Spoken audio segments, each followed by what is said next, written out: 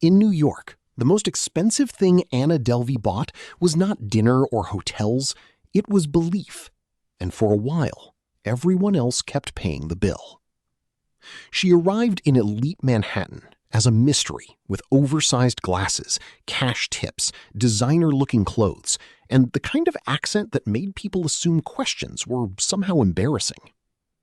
Her real name was Anna Sorokin, born in Russia in 1991 and raised partly in Germany, which is not a crime, but it was also not a trust fund.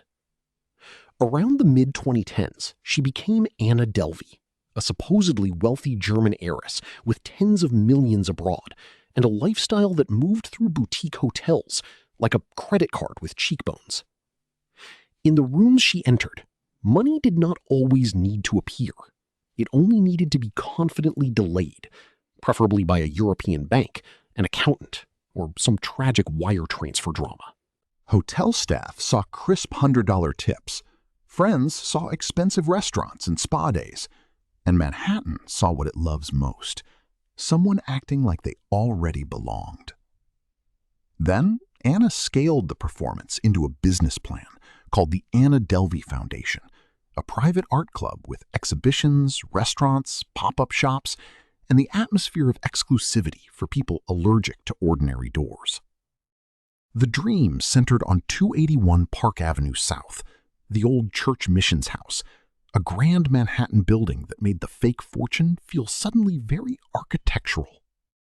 To make ADF real, prosecutors said she chased a $22 million loan while presenting documents that appeared to show about 60 million euros sitting safely overseas. There were lawyers, bankers, designers, advisors, and enough impressive paperwork to make the fantasy look less like a lie and more like a startup pitch wearing sunglasses indoors. One bank rejected her, but City National Bank still let her overdraft $100,000 for due diligence costs, expecting the money to come back by wire. According to prosecutors, the wire never came, and Sorokin kept $55,000, spending it on the lifestyle that was supposed to prove she was rich enough to repay it. This is the weird engine of the Anna Delvey story. The more expensive the world looked around her, the less anyone wanted to be the person asking for a receipt. In May 2017, she allegedly booked a private plane to Omaha for the Berkshire Hathaway shareholder weekend, because apparently fraud also enjoys networking. The flight bill, more than $35,000, was not paid. But for a moment, the image worked. Anna Delvey, art world founder, moving through billionaire-adjacent airspace. By summer, the machinery started coughing smoke. Hotel cards failed, promised wires floated somewhere off stage, and the glamorous delay began sounding a lot like no.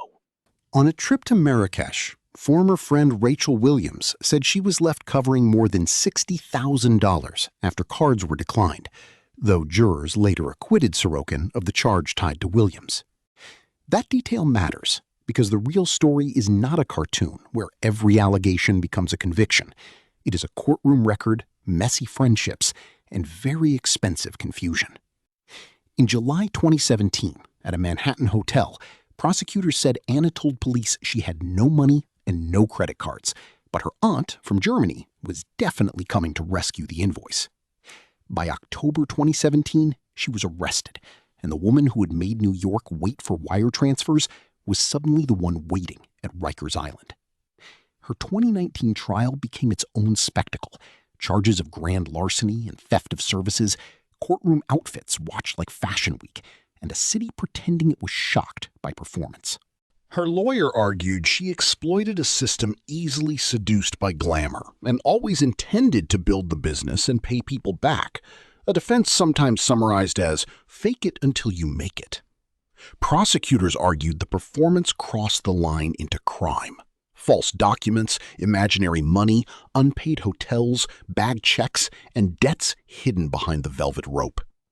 In April 2019, a Manhattan jury convicted Sorokin on 8 counts, including grand larceny and theft of services, while acquitting her of some charges, including the top loan count. On May 9, 2019, Judge Diane Kiesel sentenced her to 4 to 12 years in prison, and the bill finally arrived in a room where nobody could pretend not to see it. After prison came immigration custody, house arrest, Netflix fame, and eventually even television appearances with an ankle monitor, because modern celebrity has no obvious bottom floor. Anna Delvey fooled people with fake money, but the sharper trick was showing how much real power lives in signals, clothes, confidence, vocabulary, and access to rooms with good lighting. She did not convince New York because she had proof.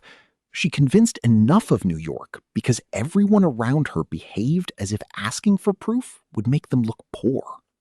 That is why the story still bites. It is not just about one fake heiress, but about a city where wealth can be a performance, and suspicion often arrives after dessert.